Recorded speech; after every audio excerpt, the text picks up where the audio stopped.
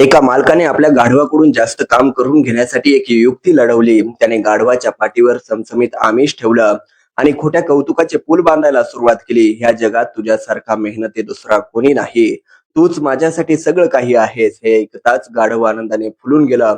त्याने दिवस रात्र एक केले. स्वतःच्या क्षमतेपेक्षा कितीतरी जास्त ओझं उचलायला लागला. एक दिवस त्याची तब्येत बिघडली. शरीराने साथ सोडायला सुरुवात केली. पण मालकाचं ते कौतुक त्याच्या डोक्यात होतं, म्हणून तो न थांबता न विश्रांती घेता काम करत राहिला. आणि शेवटी एक दिवस त्याने प्राण सोडले. मग काय झालं? ज्याने त्याला सर्वात बेस्ट म्हटलं होतं, त्याने एकच सेकंदही शोक केला नाही.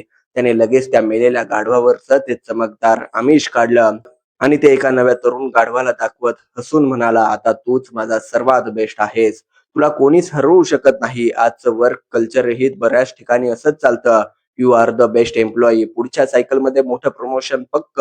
ऑन साइट पाठवू. अशा खोट्या गाजरांनी लोकांकडून काम करून घेतलं जातं आणि बरेच लोक स्वतःची तब्येत, कुटुंब आणि संपूर्ण आयुष्य दुर्लक्षित करून दिवस रात्र कीबोर्ड तोडत बसतात. त्यांना वाटू लागतं की त्यांच्याशिवाय कंपनी बंद पडेल.